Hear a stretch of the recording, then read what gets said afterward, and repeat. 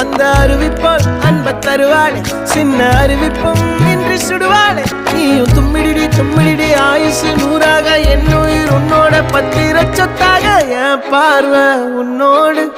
உன் பொம்மை கண்ணோடு பேசாமல் விண்ணோடு நாம் மிதந்து போவோம் காதாரா அடியாளோ நான் தாங்க மாறோடு